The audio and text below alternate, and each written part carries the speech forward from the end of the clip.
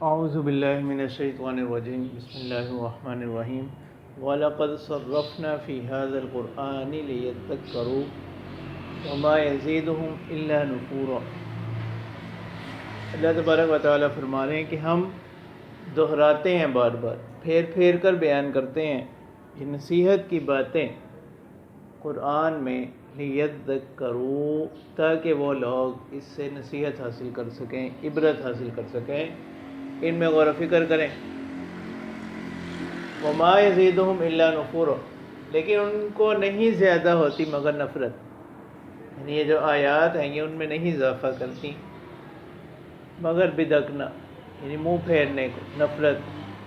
ٹھیک ہے، یہ مشرکین کا احوال بیان کیا ان کی حالت بیان کی جا رہی ہے، مگر نہ تو جو اہل ایمان ہیں ان کی تو یہ صفت بیان کی گئی، جیسے سورہ انفال میں بھی اللہ تعالیٰ فرماتے ہیں کہ انما المؤمنون الذین اذا ذکر اللہ وجلت قلوبہم واذا تلیت علیہم آیاتہ زادتہم ایمان۔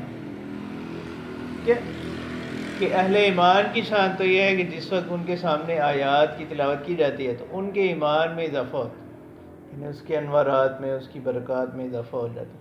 ٹھیک ہے، جبکہ جو کفار ہیں ان کا حال یہ ہے کہ جب بھی کوئی نیا حکم نازل ہوتا ہے، کوئی نئی آیت نازل ہوتی ہے تو ان کی نفرت میں مزید اضافہ ہوتا ہے۔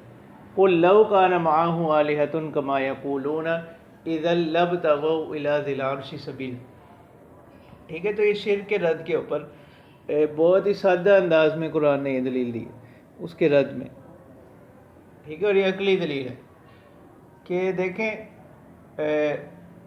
کہ جہاں پر بھی دو ایک جیسی قدرت رکھنے والے لوگ ہوں گے نا، تو ان دونوں کے اندر مقابلہ یہ ایک فطری سی بات ہے۔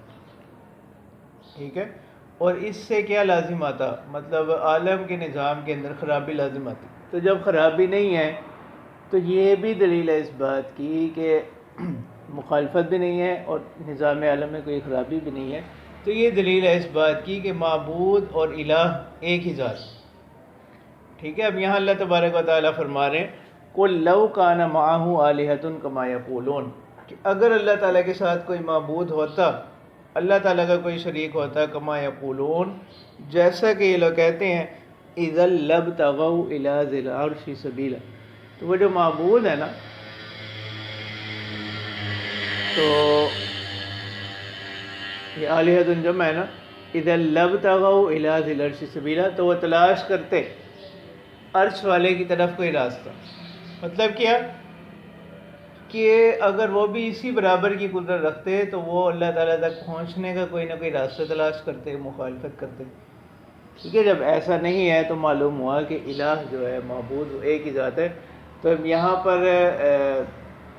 یعنی اس سے اب ایک لمحے کا ہی ہمیں شرک اگرچہ پیدا ہو رہا ہے تو فوراً ہی آ گیا سبحانہ وتعالی عما یقولون علوا کبیرا۔ ٹھیک ہے، ایسا ہے نہیں، ایک لمحے کے لیے بھی اگر مان لیا جائے تو یہ ہوتا ہے کہ وہ عرش کی طرف راستہ تلاش کرتے، لیکن اللہ تعالیٰ کی شان یہ ہے کہ اللہ تعالیٰ کی ذات پاک ہے ان تمام عیوب سے، شرکت وغیرہ سے۔ وتعالی عما یقولون علوا کبیرا، اور بلند ہیں ان باتوں سے جو وہ کہتے ہیں، بہت بلند، علوا کبیرا، انتہائی بلند۔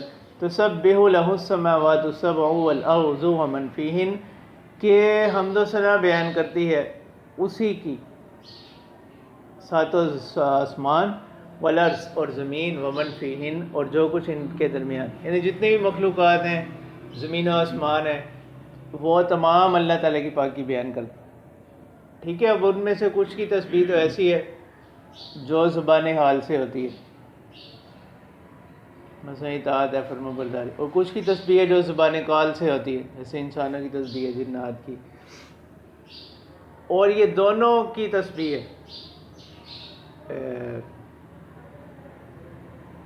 کہ جن کے اندر اللہ تعالیٰ نے جو جاندار چیزیں ہیں اور جو بے جان چیزیں ہیں ان کی بھی تسبیح ہے، جیسا کہ ابھی آگے آ جائے وَإِن مِّن شَيْءٍ إِلَّا يُسَبِّحُ بِحَمْدِهِ، اور ہر چیز اللہ کی پاکی بیان کرتی ہے اس کی تعریف کے ساتھ، وَلَٰكِن لَّا تَفْقَهُونَ تَسْبِيحَهُمْ، لیکن تم ان کی تسبیح کو نہیں سمجھتے۔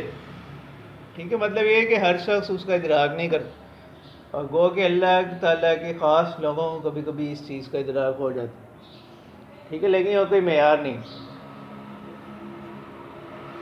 تو اصول یہی ہے کہ ہر چیز اللہ کی پاکی بیان کرتی ہے، اس کی صورتیں مختلف. ٹھیک ہے، بعض حضرات مفسرین فرماتے ہیں کہ جو یعنی انسانوں کے علاوہ جو دیگر مخلوقات ہیں ان کی تسبیح یہی ہے کہ وہ جو کام ان کے ذمہ ہے وہ اس کو پورا کرتے ہیں، یہی ان کی تسبیح. اور جب وہ کام پورا ہو جاتا ہے تو ان کی حیات بھی مکمل ہو جاتی ہے. ٹھیک ہے، اور بے جان چیزوں کی تسبیح وہ بھی اللہ تعالیٰ کی پاکی بیان کرتی ہیں، جیسا کہ سورہ بقرہ میں بھی اللہ تعالیٰ فرماتے ہیں وَإِنَّ مِنَ الْحِجَارَةِ لَمَا يَتَفَجَّرُ مِنْهُ الْأَنْهَارُ وَإِنَّ مِنْهَا لَمَا يَشَّقَّقُ فَيَخْرُجُ مِنْهُ الْمَاءُ وَإِنَّ مِنْهَا لَمَا يَهْبِطُ مِنْ خَشْيَةِ اللَّهِ. ٹھیک ہے کہ وہ اللہ کی خشیت سے کیا ہو جاتا ہے، ریزہ ریزہ ہو جاتا ہے، گر پڑتے ہیں. ٹھیک ہے، جیسے حضرت داؤد علیہ السلام کے ساتھ پہاڑوں کا تسبیح کرنا، یہ قرآن مجید میں مذکور ہے. اسی طرح حضرت عبداللہ بن مسعود رضی اللہ تعالیٰ عنہ فرماتے ہیں کہ طعام کھانے کی تسبیح ہم سنا کرتے تھے. ٹھیک ہے، پھر مشہور معجزہ ہے آپ صلی اللہ علیہ وسلم کے ہاتھوں میں کنکریوں کی تسبیح کرنا، وہ آپ علیہ السلام کی مٹھی میں، اور وہ سنائی بھی دی گئی انہو کان حلیما غفورا. اور اللہ تعالیٰ کی شان تو یہ ہے کہ وہ بردبار ہیں، معاف کرنے والے، یعنی فوری طور پر پکڑ نہیں کرتے. ٹھیک ہے، یہ مطلب فوری طور پر پکڑ نہ کرنا یہ کسی اس کی وجہ سے نہیں ہے، کسی ایڈز کی وجہ سے نہیں ہے، بلکہ اس وجہ سے کہ اللہ تعالیٰ کی ذات جو ہے وہ کیا ہے، بڑی بردبار ذات. وَإِذَا قَرَأْتَ الْقُرْآنَ جَعَلْنَا بَيْنَكَ وَبَيْنَ الَّذِينَ لَا يُؤْمِنُونَ بِالْآخِرَةِ حِجَابًا مَسْتُورًا.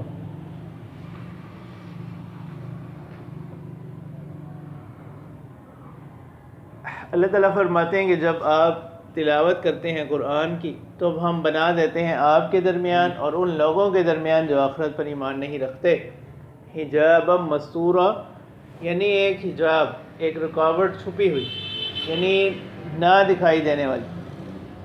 اب اس کے بارے میں دو قول ہیں کہ جس وقت ایک تو ہدایت سے پردہ، ٹھیک ہے، ان کی بدعمالیوں کے سبب وہ قرآن ان کے حق میں کوئی نفع مند ثابت نہیں ہوتا. اور ایک دوسرا قول یہ ہے کہ جو پردے کا کہا جا رہا ہے نا وہ ہے حفاظت کا پردہ. ٹھیک ہے کہ ان کی شرارتوں سے، ان کی سازشوں سے ہم آپ کو کیا رکھتے ہیں، محفوظ رکھتے ہیں. اس سے ہجرت کا واقعہ مشہور ہے. تو اللہ تبارک و تعالیٰ فرما رہے ہیں وَجَعَلْنَا عَلَىٰ قُلُوبِهِمْ أَكِنَّةً أَن يَفْقَهُوهُ وَفِي آذَانِهِمْ وَقْرًا، کہ ہم نے ان کے دلوں پر بنا دیا بوجھ، پردے غلاف پڑے ہوئے، اکنتاً پردے ہیں، غلاف ہیں، ان یفقہوہ اس بات سے کہ وہ اس قرآن کو سمجھیں، وفی آذانہم وقرا اور ان کے کانوں میں بوجھ ڈال دیے گئے کہ وہ ایسی بات کو سنیں، یعنی نہ تو وہ سمجھتے ہیں نہ ہی وہ سن سکتے ہیں. وَإِذَا ذَكَرْتَ رَبَّكَ فِي الْقُرْآنِ وَحْدَهُ وَلَّوْا عَلَىٰ أَدْبَارِهِمْ نُفُورًا. تو اللہ تعالیٰ فرما رہے کہ جس وقت آپ ذکر کرتے ہیں تنہا اپنے پروردگار کا قرآن میں وَلَّوْا عَلَىٰ أَدْبَارِهِمْ نُفُورًا، تو اپنی پیٹھ پھیر کر وہاں سے کیا ہو جاتے ہیں، نفرت کے ساتھ وہاں سے نکلنا شروع ہو جاتے ہیں، بھاگنا شروع ہو جاتے ہیں. ٹھیک ہے، اب علماء نے فرمایا کہ اگر کوئی شخص اس کو کسی سے کوئی خطرہ ہو، کسی کے ساتھ کوئی دشمنی ہے، تو اس سے حفاظت کے لیے ایک عمل بتایا گیا. ٹھیک ہے، ایک تو یہ کہ وہ یہ یقین رکھے کہ جب تک اللہ تعالیٰ نہ چاہے تو کوئی بھی شخص جو ہے نا کسی کو کوئی فائدہ یا نقصان نہیں پہنچا سکتا.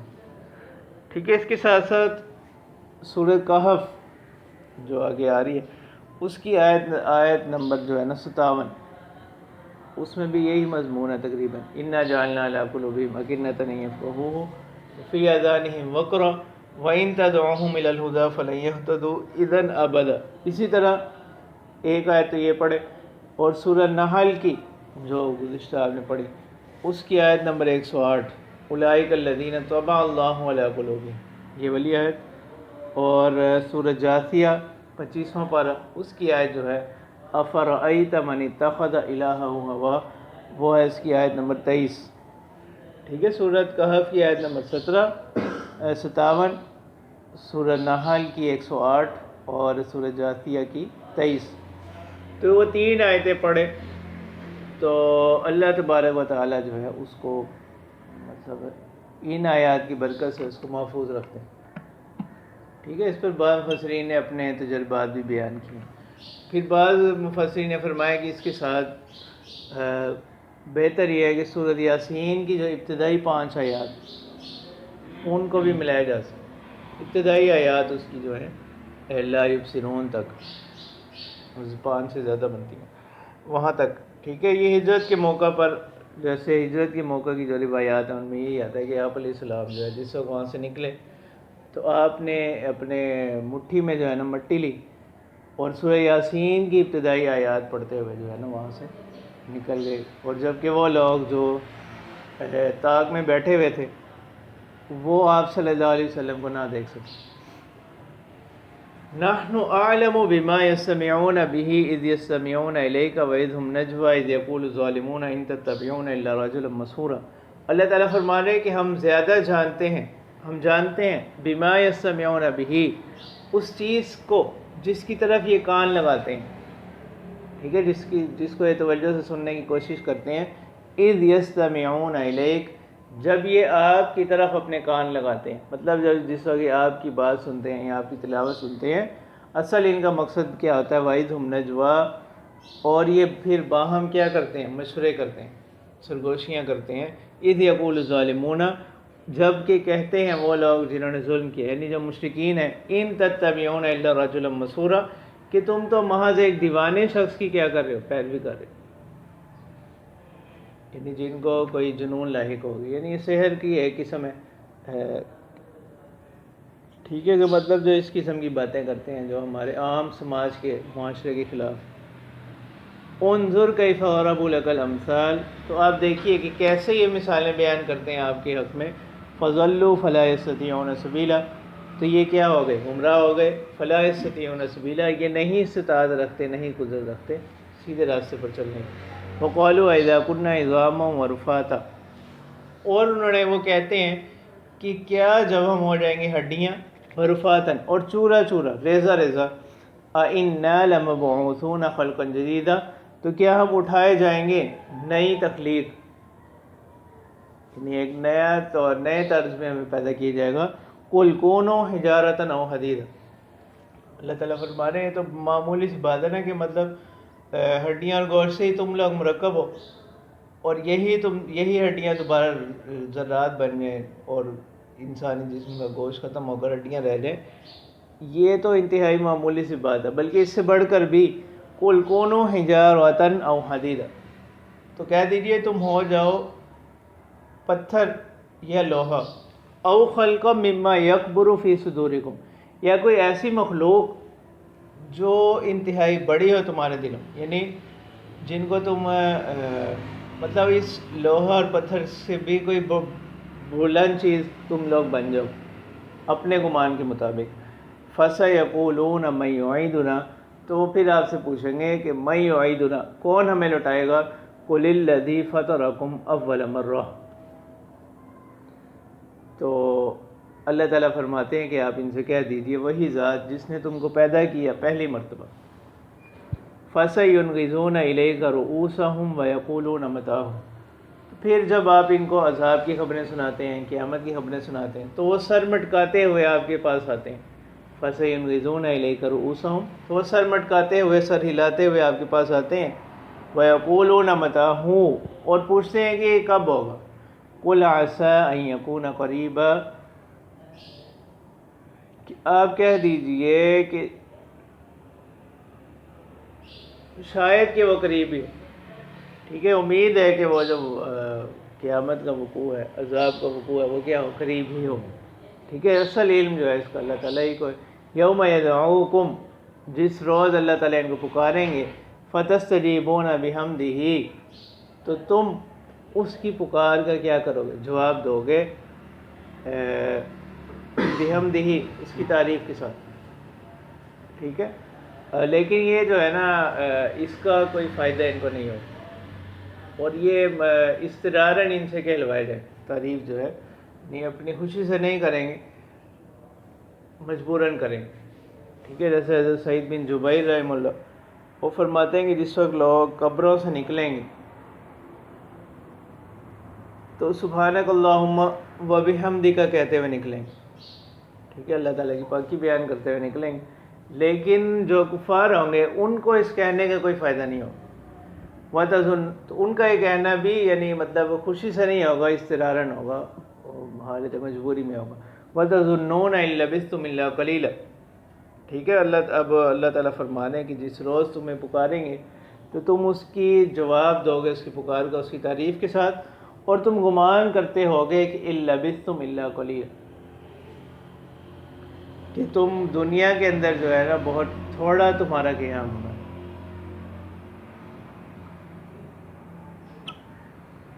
وَقُلْ لِعِبَادِي يَقُولُوا الَّتِي هِيَ أَحْسَنُ. ٹھیک ہے، ابتدائی اسلام کے اندر ظاہر بات مخالفت تھی تو بعض مرتبہ مسلمان بھی جواب دے دیا کرتے تھے.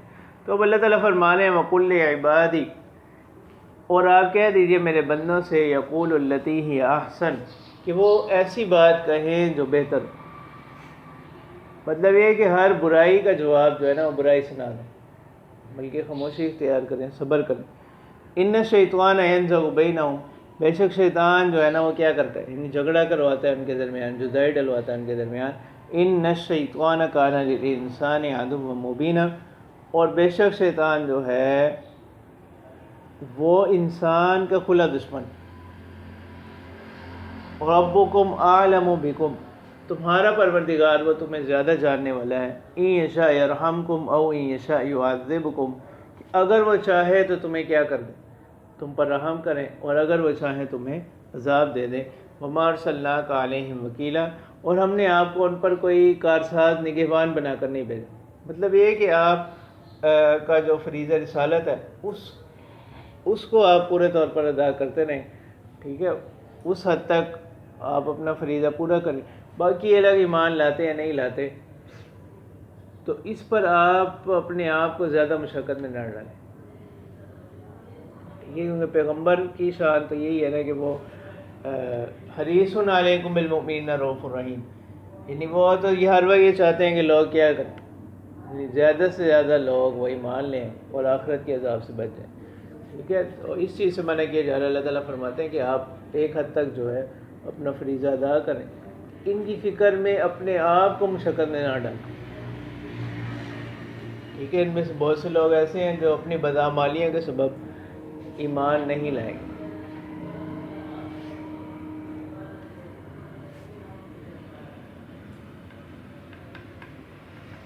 وَرَبُّكَ أَعْلَمُ بِمَنْ فِي السَّمَاوَاتِ وَالْأَرْضِ، اور آپ کا پروردگار جاننے والا ہے ان کو جو آسمانوں میں اور زمین میں.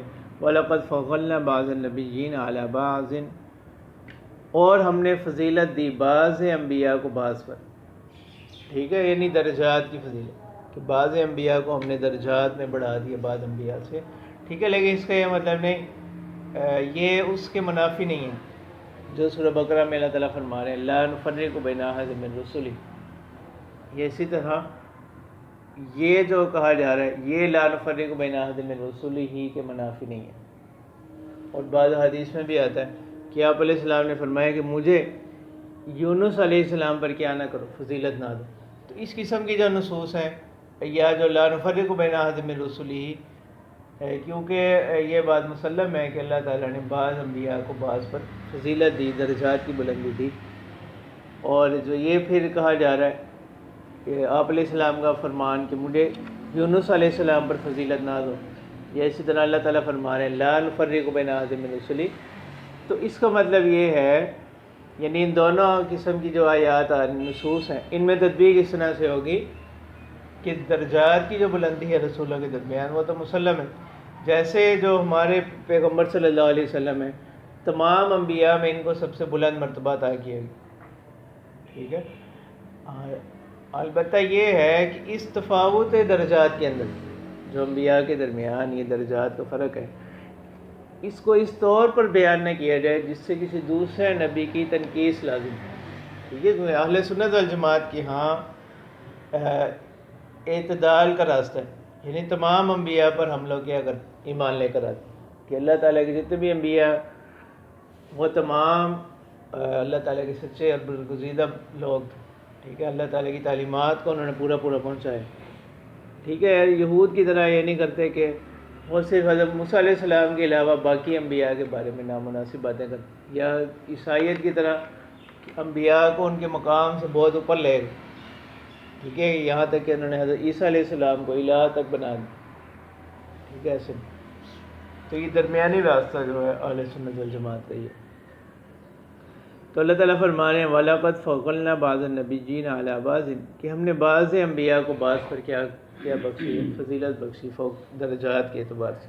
وَآتَيْنَا دَاوُودَ زَبُورًا، اور ہم نے داؤد علیہ السلام کو زبور عطا کی۔ تو یہاں مفسرین فرماتے ہیں کہ نقطہ یہ ہے کہ خاص طور پر حضرت داؤد علیہ السلام اور زبور کا ذکر کیا گیا دو باتوں کی وجہ سے۔ ایک تو یہ کہ زبور کے اندر جو ہے آپ علیہ السلام کی نبوت کی اشارات موجود، نشانیاں، علامات موجود، باقی کتابوں میں بھی موجود ہیں۔